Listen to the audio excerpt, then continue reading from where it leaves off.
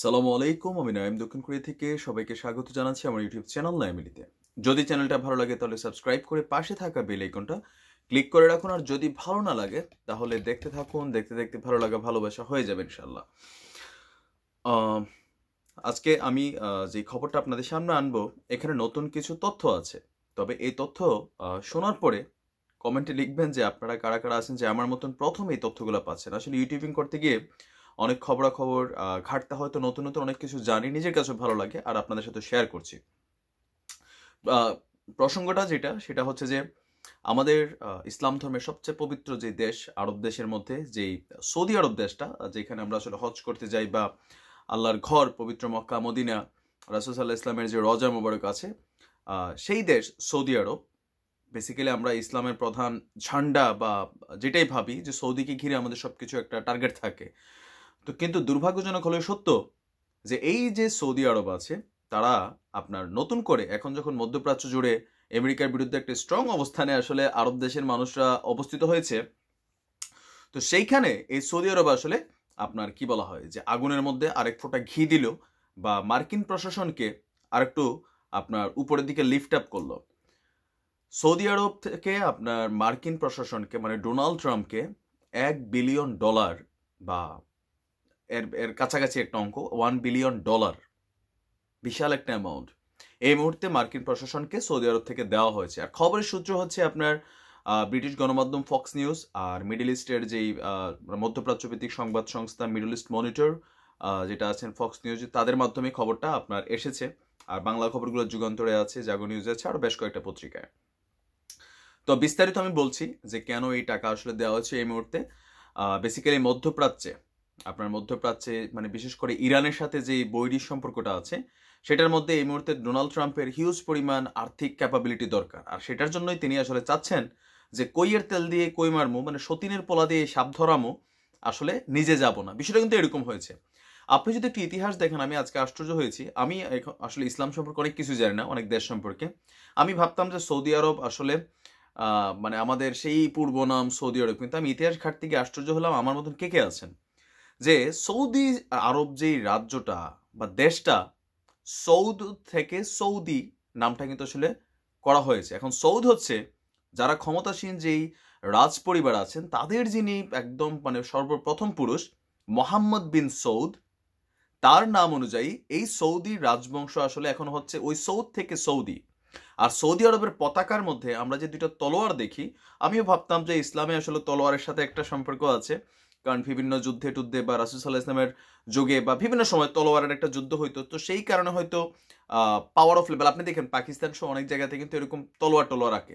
এখন এই তলোয়ারের ইতিহাস জানি আমি খুবই আশ্চর্য হইলাম যে এটা হচ্ছে আপনার একটা হচ্ছে সৌদ বংশের প্রতীক, আরেকটা হচ্ছে ওয়াহাবি যে আছে মানে সৌদ বংশ গঠনের সময় মোহাম্মদ বিন সৌদ, আর হচ্ছে আপনার ওয়াহাবের যিনি প্রধান ছিলেন মোহাম্মদ ওয়াহাবি না কি যেন ওনার নাম, এই দুইজন মিলে আসলে এই সৌদি আজকের যে আপনারা দেখছেন বা আমরা দেখছি সেটা যাত্রা শুরু হয়েছিল। তো ওইখান থেকে তাদের নামগুলা বা তাদের যেই বংশীয় যেই পরিচয় চিহ্ন বহনকারী এই দুইটা তলোয়ার, সেটা আসলে এখানে আপনার পতাকার মধ্যে আসছে। সৌদি রাজবংশটা আসলে যে আল্লাহ রাসূলের সাথে রিলেটেড কোনো বংশ ওইরকম ভাবে আসে নাই। এখানে নানান ধরনের ইতিহাস আছে, আমি পরবর্তী একটা ভিডিওই করবো যে সৌদি আরবের নামকরণ কিভাবে হলো। তো যাই হোক, আমি ওইদিকে পুরোটা যাচ্ছি না আজকে। তো এখানে এই কথাগুলো কেন বললাম যে সৌদিকে প্রতিষ্ঠা করতে এর আগে কিন্তু সৌদি আরবরা আপনার 1900 সালের আগে এখানে কিন্তু তুরস্কের একটা প্রধান একটা আপনার সাপোর্টিং অংশ ছিল বা তারাও শাসন করত।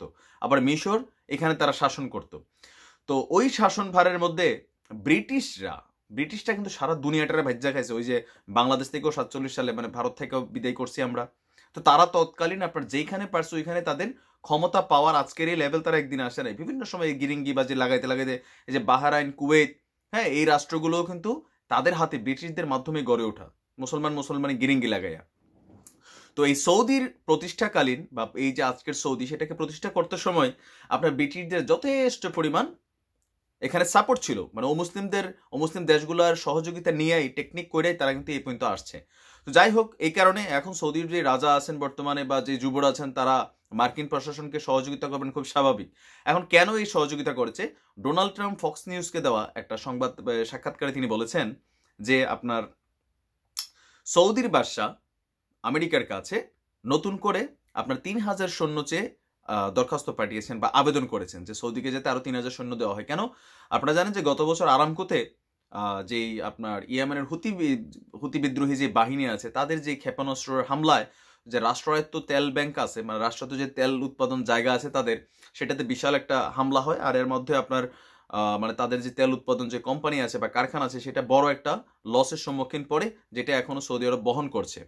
তো ভবিষ্যতে যাতে তারা এই ধরনের হামলার মধ্যে না পড়ে, পড়লে যাতে উচিত জবাব দিতে পারে, সেই কারণে তারা মার্কিন থেকে মানে আমেরিকা থেকে 3,000 সৈন্য আর হচ্ছে কিছু যুদ্ধের সরঞ্জাম, এটার মধ্যে আছে আপনার ক্ষেপণাস্ত্র আছে, যুদ্ধ বিমান আছে, তারপর হচ্ছে যে আপনার আরো কি কি জানি আছে, বুঝছেন, স্টাফ রাডার মাডার, আমি আসলে কিছু নাম জানি না। এই যে একটা প্যাকেজ কিনছে, এখন ডোনাল্ড ট্রাম্প বলছে যে আপনি যদি এগুলো নিতে চান, এই নতুন করে সুবিধা নিতে চান, তাহলে আপনি আমাদেরকে পরিশোধ মানে আগের কিছু পেমেন্টটা সেটা পরিশোধ করেন, তাহলে আমরা দিব। এই মুহূর্তে $1 বিলিয়ন তিনি বলেছেন আপনারা তো খুব ধনী, দিতে পারেন। আপনি দেখেন এই যে মাথা মোটা সৌদির রাজাগুলারে, আমি ভাই বিশ্বাস করেন, আল্লাহ সাক্ষী, আরব দেশের অধিকাংশ মানুষগুলার আমি দুই চোখে দেখতে পারি না। যদি একমাত্র সৌদিতে, আমি এই কথাটা অনেকবার বলেছি, যে আল্লাহর ঘর আর রাসূল সাল্লাল্লাহু আলাইহি ওয়াসাল্লামের যদি রওজা না থাকতো, আরবিরা ভিক্ষা করে ভাত খাওয়া লাগতো। কারণ এগুলার কারণে, আল্লাহর ঘর আর রাসূল সাল্লাল্লাহু আলাইহি ওয়াসাল্লামের রওজার কারণে এখানে আল্লাহ প্রাকৃতিক এমন কিছু সম্পদ দিয়েছেন, যার কারণে সৌদির বাদশারা আপনার নানান কাহিনী করে তারা চলে। আপনি দেখেন যে মানে আপনি ইসলাম কোথায় খোঁজেন, তারা কিন্তু আপনার সৌদির যে মেইন টার্গেট ছিল এই রাষ্ট্র গঠনের সময় তাদের, যে ওয়াহাবিজমকে আপনার সারা বিশ্বে ছড়িয়ে দেওয়া। এর পাশাপাশি আছে তারা যেই পন্থায় Saudi kingdom of Saudi Arabia, এটা ইসলামের সাথে জায়েজ নাই, বা ইসলামের রুলসগুলোরে তারা যতদিন মানছে, এখন দেখেন এটা পরিবর্তন হচ্ছে।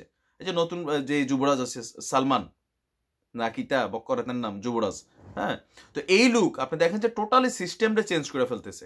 আর প্রত্যেকটা সিস্টেমের কাজে যে আধুনিকায়ন, উন্নয়ন, আপনার স্টেডিয়াম, খেলার মাঠ, তারপরে হচ্ছে যে আপনার সিনেমা হল, তারপর হচ্ছে যে আধুনিক নগর, সে যতগুলাই কাজ করছে, আপনি কি জানেন যে সবগুলার যেই ডেভেলপিং কোম্পানি কারা? সব আমেরিকার। তার মানে হচ্ছে, আবার দেখেন এই যে তুরস্কর সাথে সৌদির কিন্তু পুরোনো শত্রুতা, কারণ সৌদির এই রাজবংশ যখন গড়ে ওঠে তখন কিন্তু তুরস্ক একবার খেদাই দিছিল। ওই খেদানোর কারণে এই যে সৌদি আর তুরস্কের মধ্যে কিন্তু খুব বৈরী একটা প্রতিভাব আছে, খুব বৈরী। এটা একদম অতীত ইতিহাস থেকে, এখনো সৌদি তুরস্কের সম্পর্কে ভালো না। তো যখন সারা বিশ্বের মুসলমানরা ডোনাল্ড ট্রাম্পের বিরুদ্ধে আমরা অবস্থান নেই, তখন আমাদের এই মুসলিম দেশের যিনি সর্বপ্রধান দেশ সৌদিকে আমরা আসলে মুসলমানদের জন্য সবচেয়ে পজিটিভ একটা দেশ ধরি। কিন্তু এইখানে রাজা বাদশার পক্ষে যারা কথা বলেন, আমার মনে হয় যে আপনারা আসলে খুব বেশি চাটুকার শ্রেণীর মানুষ ভাই। কারণ ইসলামের যে ইতিহাস বা সৌদি রাজবংশ গড়ে ওঠার ইতিহাস আপনি জানলে আশ্চর্য হবেন। এই মুহূর্তে মার্কিনীদেরকে সৌদির বাদশাহ তিনি যদি দেন, আসলে মানে এগুলোর জুতা দিয়ে পিটানোর কেউ নাই। সৌদিতে যারা আছেন তারা কথা বলতে পারেন না, কারণ ওই দেশে থাকেন। আমি অবশ্য আরবি জানি না, জানলে একদম আরবিতে একটা ভিডিও কইরা আমি আসলে আপলোড করতাম, বুঝছেন, যুবরাজ সালমানের জন্য, তার বাপ যে নিয়ে আছেন তার জন্য। তো মানে মুসলমানদের মধ্যে ঐক্যটা কিভাবে হবে? মানে মাথা মোটা এই আরবের রাজাগুলা বর্বর অশিক্ষিত, এগুলা খালি যে আপনার নর্তুগি নাচ, তলোয়ার নাচ, হ্যাঁ, ব্যবসাবাজি, এগুলো ছাড়া কিন্তু এই আরবিদের আর কোনো কাজ নাই। আপনি দেখেন ভাই, এদের কাজই এটা। আরামসে খায়, গাড়ি লইয়া ঘুরে, কি করে না করে, হ্যাঁ, নিজেদের মধ্যে কোনো প্রযুক্তির উন্নয়ন নাই, নিজেদের মধ্যে কোনো জ্ঞান বিজ্ঞানের চর্চা নাই, সব কিছু মানে খালি অন্যের মাথার থেকে আইনা টপর টপর করে খায়। আরে খুবই গোস্বা হয় কেন যে বিশ্বে যখন মুসলমানরা নির্যাতিত হয়, এই সৌদি দেশের তো কোনো অ্যাক্টিভিটিস নাই। আর আল্লাহ এটার খাস রহমত দিয়ে রাখছে, ওই যে প্রতি বছর কোটি কোটি মানুষ হজ করতে যায়, বিশাল একটা আপনার রেমিটেন্স গঠন হয়। আর আপনি জানেন বিশ্বের মধ্যে সর্বোচ্চ ধনী কোন পরিবার? এই সৌদির যুবরাজ পরিবার। সৌদির এই যে পরিবার, তারা হচ্ছে পৃথিবীর সবচেয়ে ধনী সম্পদশালী দেশ। এটা এই যে মার্কিন পত্রিকা যে ফোর্বস আছে ম্যাগাজিন, সহ আরো বেশ কয়েকটা তথ্য থেকে দেওয়া। $1.4 ট্রিলিয়ন সম্পদ তাদের আছে। আর এই যে ক্ষমতা গ্রহণ, এগুলো তো জানেনি বাকি ইতিহাস। যে যুবরাজ সালমান, আমি আশ্চর্য যে মার্কিনের যে আমেরিকার সংবাদপত্র দ্য টেলিগ্রাফের একটা প্রতিবেদন হচ্ছে যে যুবরাজ সালমান তার মায়ের 2 বছর ধরে আটকে রাখছে। তো এগুলোর কাছ থেকে আসলে কি আশা করা যায়? আমি অনেককে বলি ভাই, এই আরবিদের চিন্তা বাদ দেন, এগুলো আসলে এখন মানে আউট অফ মার্কেট। মুসলমানদেরকে অন্য যারা আছেন, আমাদের নিজেদের দেশ নিজেরা চিন্তা করতে হবে, এছাড়া কিচ্ছু করার নাই। মানে খুবই গুস্সা হয়। আপনি দেখেন ভারতের দিকে, তারা সারা বিশ্বের হিন্দুদেরকে নিয়ে এখন তারা এখানে পজিটিভ সাপোর্ট দিচ্ছে। এটা একদিকে কিন্তু খুবই ভালো কাজ একটা, যে তারা তাদের ধর্মের মানুষকে আশ্রয় দিচ্ছে, অন্যদেরকে দিচ্ছে না, সেটা একটা আলাদা বিতর্ক। কিন্তু তারা অন্যান্য দেশের সাথে সম্পর্ক যাই হোক, তারা তাদের নিজ স্বজাতি জাতিকে মানে ধর্মর মানুষকে এনে আশ্রয় দিচ্ছে। আর আমরা মুসলমানরা কি করতেছি আপনি দেখেন।